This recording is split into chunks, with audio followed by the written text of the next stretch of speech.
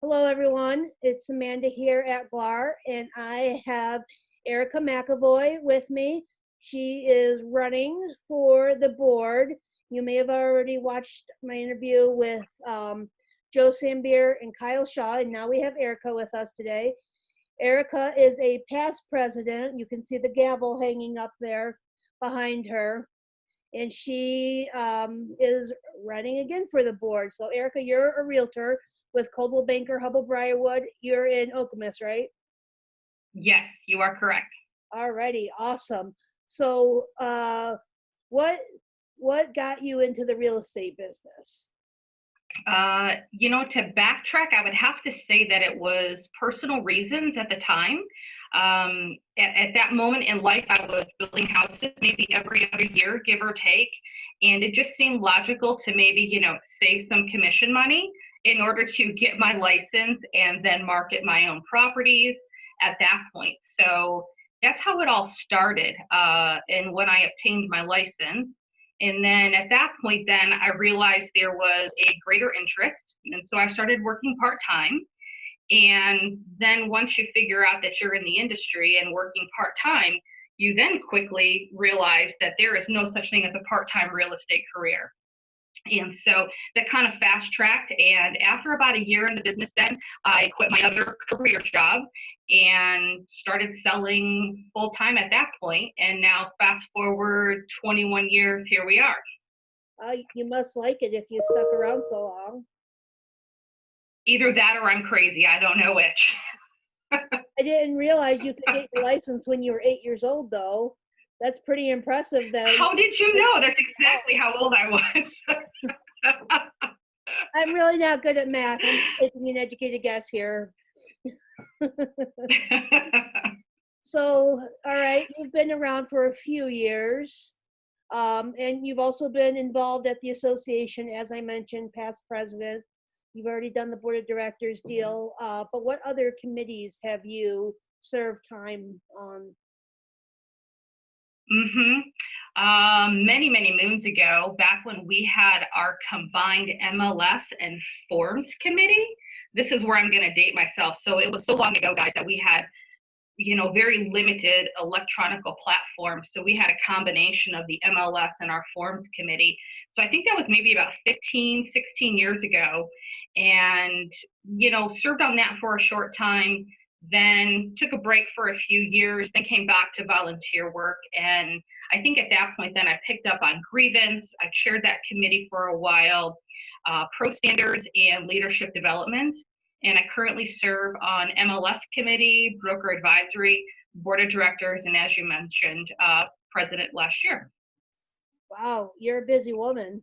And you managed to gain spots on all of our popular committees too. I don't know how that happened. I don't know, but you should go play the lottery because every year MLS and grievance are our top committees that everyone wants to be on.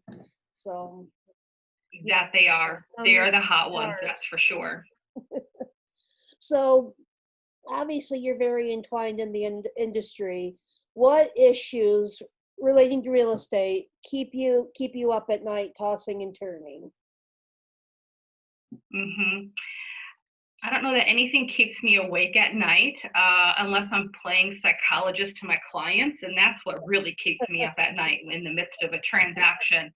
I would say though my thoughts tend to lean towards maintaining the value perspective of us as realtors and the importance that we have in our industry. And real estate is the backbone of what I'm going to say our financial stability in many of our communities. If real estate is stable, likely much of the economic balance is in place in other sectors in terms of our trade and commodities. So seeing that we have customers out there that give so much weight to third-party vendors and the AI disruptors with that, zero local knowledge is mind-boggling to me sometimes, and that customers believe inaccurate data collection systems. And so I think one of our main goals that I like to focus on is that our data really is sacred to us in our profession, and we must protect that to ensure the value to our clients for our profession, and it's for our benefit in terms of our industry on a whole.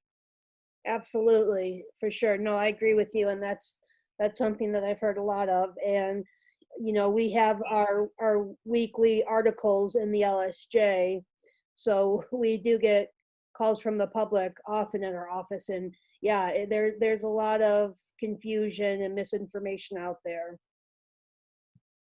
Hmm. So Agreed. you've served on the board already, and you've been president, but how would you describe a successful board term? Like, what does that mean to you? Hmm. I would say success looks like collaboration with other board members along with our membership. We have to openly collaborate and share those ideas, focus on their talents. Everyone brings something different to the table.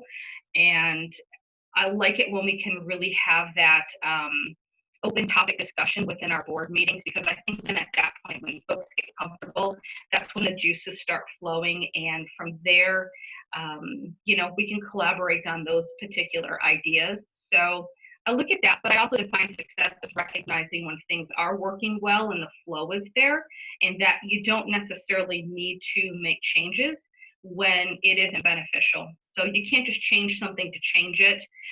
If it's working, and not broken, sometimes don't fix it. For sure, don't reinvent the wheel, right? You got it. Would you say that you bring any kind of unique perspective to the board? I would say my uniqueness is I look at the time in the business. I'm not as old as dirt, but I wasn't 8 years old when I got my license, and I'm rocking my COVID gray because it's all the rage. Um, but I've got old school methods that I combine within what our technology world has served us in terms of our efficiency and being that much more productive, right?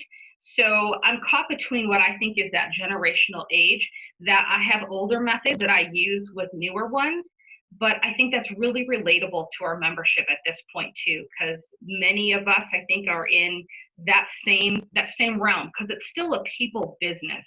So there's only so much technology you can use to focus on your people, when at the end of the day, sometimes a quick phone call to let them know you're thinking about them, whatever it might be, that's still what it comes down to, is old school communication.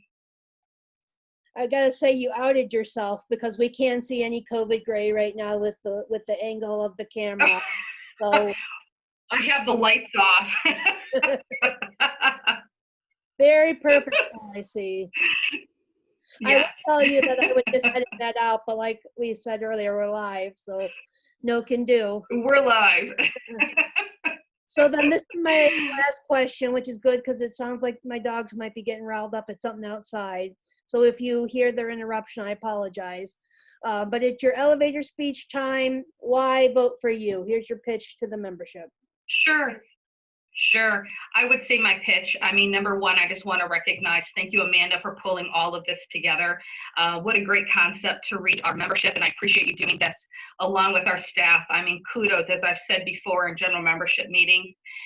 Hands down, when you travel the national circuit, when you are president-elect in your presidential year, you sit at roundtables and you hear these ideas about what other associations are doing. And we have already done these things. And, we are light years ahead compared to many, many associations. So good job. We appreciate that. Well, But I appreciate the opportunity to serve our members again. It's humbling when members have faith in you to make decisions that affects our entire membership and for the greater good of all of us. And I bring a round robin of experience, I think, between selling, managing here at CBHB, along with committee volunteering. And I appreciate everyone's confidence to help lead our association. So thank you, everyone.